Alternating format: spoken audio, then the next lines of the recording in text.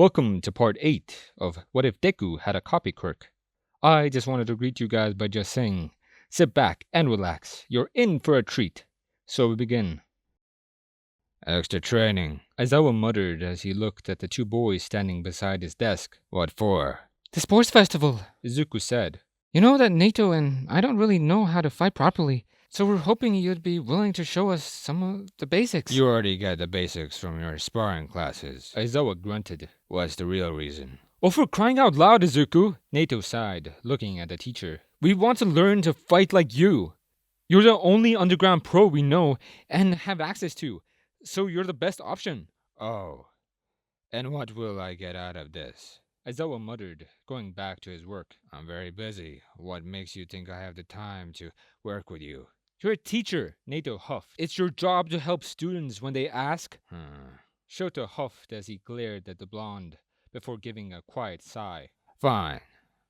But if you can't keep up, I'm stopping. Thank you, Sensei, Izuku said as they both bowed. Worst, best decision we've ever made. Izuku groaned from the floor, currently laid out on the mats as he watched his homeroom teacher fling Nato across the room. I concur.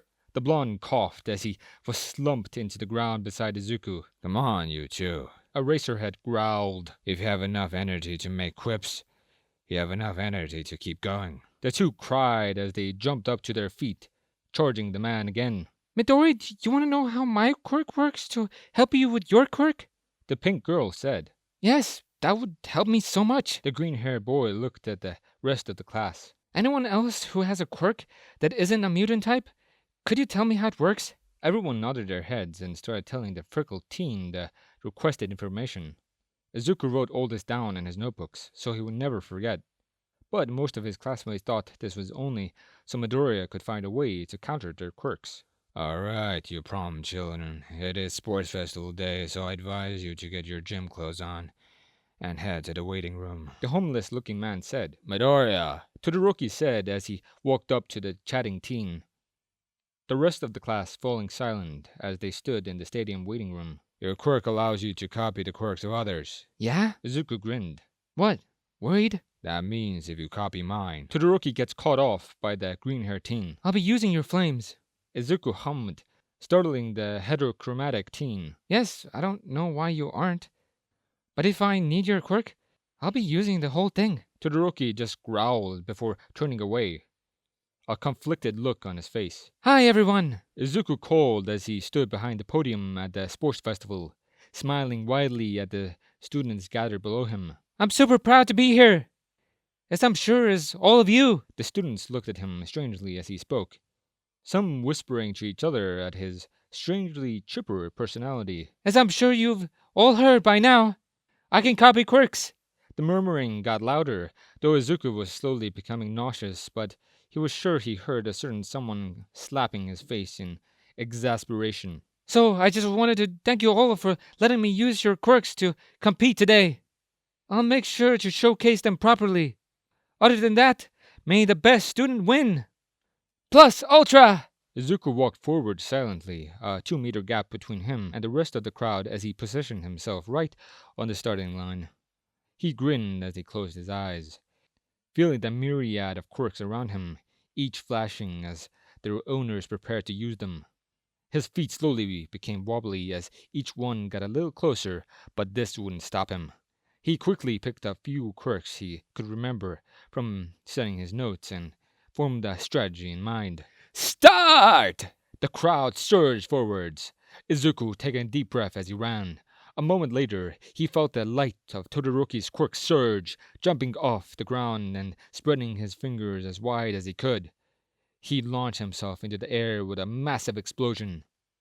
He picked the next quirk and his eyes went deep red as he watched Todoroki slowly fall from the ice structure he made as he stopped creating ice.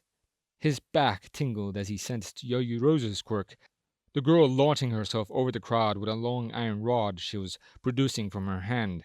Izuku grinned as he watched Todoroki catch himself the second Midoriya blinked. His jacket ripped as the shadow warped itself around the green-haired boy and flew him across the track. Whoa, a racer! Mike shouted over the speakers. The Midoriya have permission to use support gear! No, The man grumbled. but he can copy quirks and is very smart.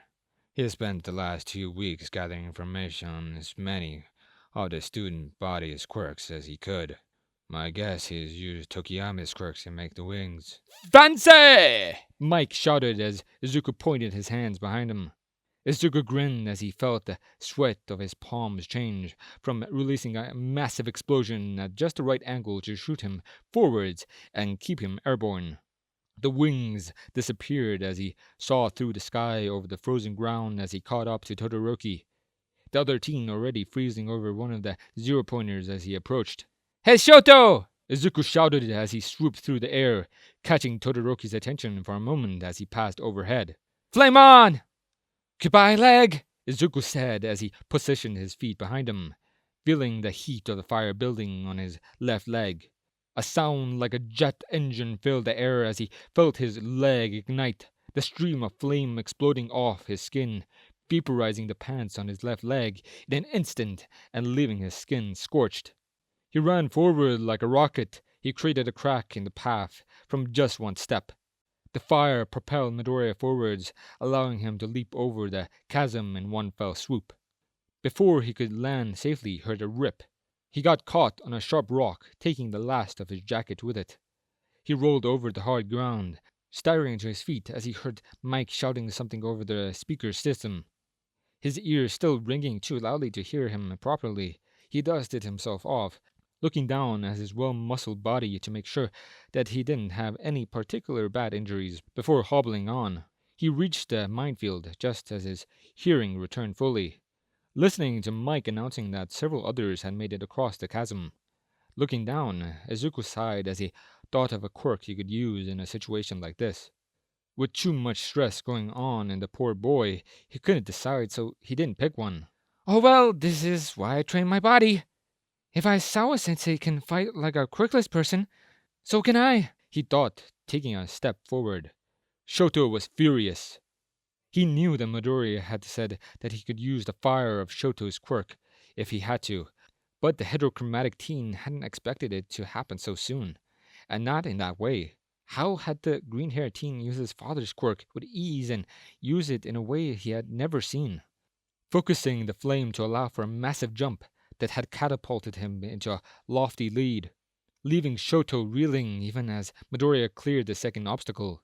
He could also hear his father's rage from here, as he slid across one of the ropes that spanned the space between the large pillars across the chasm, several of his classmates close behind him. He grinned as he heard Bakugo's explosions catching up, the blonde still soaring through the air as he forced himself forwards. Todoroki clenched his fist, feeling the heat of his flames building under his skin, making it harder for him to focus. A burst of ice, both to block Bakugo, as the other teen shot up beside him, and to cool himself down, shot from the ground. Shoto glared at the green-haired teen as he rounded the corner, seeing him carefully hopping his way across the minefield. Shoto could still win. He would win. He had to win, especially after Midoriya had used his flames. He had to prove that he was better than his father. Izuku grinned as he felt the two figures approaching him from behind, both just on the edge of his eyesight. He'd been making his way slowly but steadily across the minefield, knowing that one of them would almost certainly be the one to catch up to him. But having both was terrifying for the boy, knowing he could lose in an instant. He felt Todoroki's quirk flare, jumping just as the line of ice shot under him, freezing the ground in an attempt to capture him, and disabling the mines at the same time. Izuku smiled as he landed on the frozen ground, shivering as the red raw skin of his foot hit the cold surface. He looked back, both Todoroki and Bakugo standing on the edge of the minefield, glaring at him. He clenched his fist as he glanced back, mind calculating the best plan for the current scenario. And then he ran, pain following through his leg with each step, towards the finish line, sliding to a halt as he realized what he could do. He slammed his right foot down, sending a stream of ice right to the entrance of the stadium, swimming his palms down as he built up the sweat on them. The mines exploded, sending up a wall of pink smoke, and a shockwave as he detonated his palms a second later, sliding across the ice like a rocket, his hands scorching only slightly as he neared the end. He grinned as he reached the end of the ice trail, leaping forwards into the hallway that led to the finish line. And Midoriya wins! Mike screamed over the speakers. With an amazing show of his opponent's quirks! The crowd cheered for the boy as the rest came through the hallway.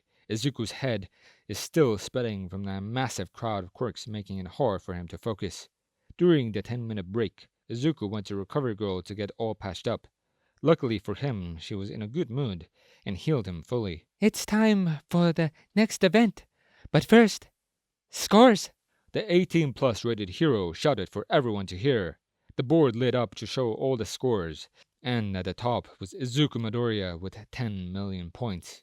Everyone stared at the green boy, making him fear for his life as everyone wanted their points. The next event is a cavalry battle. Good luck, students. Midnight slowly walked out of the stadium as the students proceeded to make their teams. Izuku licked his lips nervously as he looked at Tokiyami. The bird hit a T, nodding. Let's give this a go. Hey, humans! The voice dark and mysterious as the shadow creature emerged from Tokiyami's back. Its dark body tinged purple as it bobbed and weaved through the air, mimicking a boxer. I'm ready to fight, boss! What a mad banquet of darkness, Tokiyami said. Yeah, but he looks eager to fight. Izuku laughed. You guys also good? He turned to Uraraka and Hatsume as the two girls gave him a thumbs up. Izuku slowly began to go pale but still fought through the feeling. Thank you all for sticking around, and I hope that you enjoyed. Before you leave, we would just like to let you know that We the Celestials has many other channels for your entertainment and viewing purposes. All the information you'll need is right below here in the description. So feel free to check out all the other incredible projects our team creates. Secondly, on behalf of We the Celestials, I'd like to thank everyone involved in the production of today's awesome content.